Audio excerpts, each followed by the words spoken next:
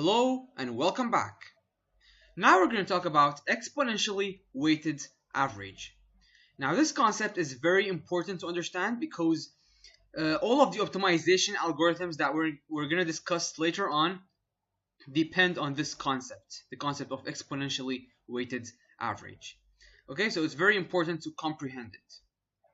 So let's have a look at what exponentially weighted average is. Okay, so in essence, what this does is that it gives you a less noisier graph.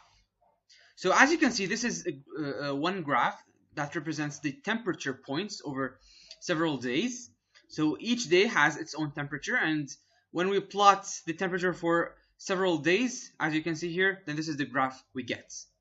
Now, as you can see, this graph is quite noisy. So if we plot the graph over every single point, then what we're gonna have a graph like this, then it's gonna go up, down, down, and so on. So for example, when it reaches here, it's just gonna go up like this, then it's gonna continue down. So it's gonna be very noisy, and it's gonna be close to this, as you can see.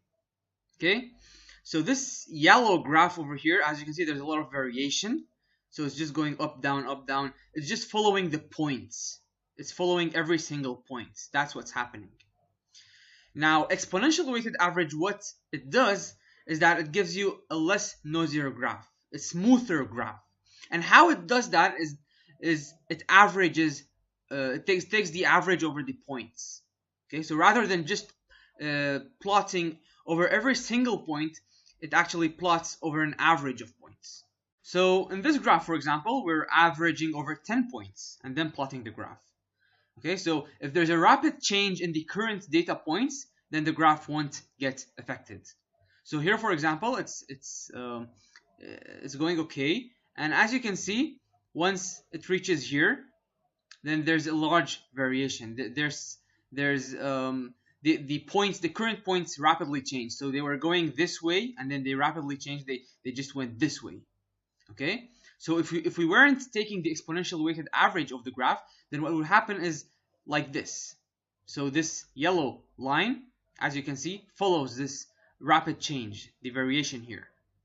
But since we're taking the average over 10 points, then it's just going to ignore this rapid change. Okay? So it's just going to ignore these points because it's taking the average over the 10 points, the 10 previous points. Okay? So that's why it's not going to get affected by how much the current data points change. Therefore, you'd end up with a much smoother graph, as you can see here.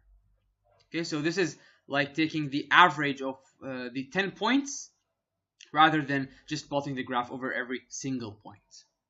Now, if we take the average over more points, so let's say we take the average over 50 points, then we get a more smooth graph, as we can see here. This green line over here is by taking the average over 50 points.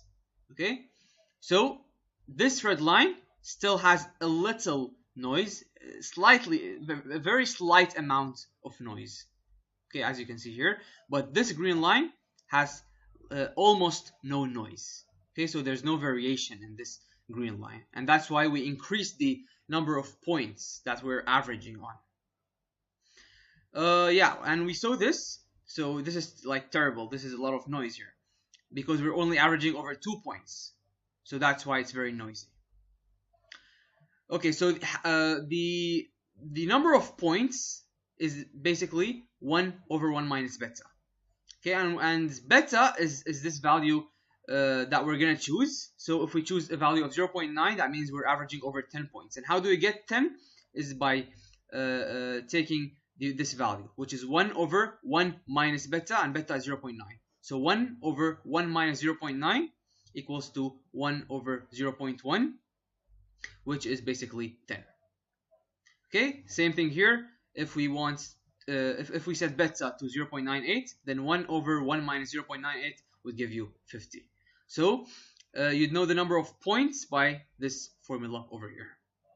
And this is actually something very important. So we're going to see later on that this is the value that is usually used in the optimization.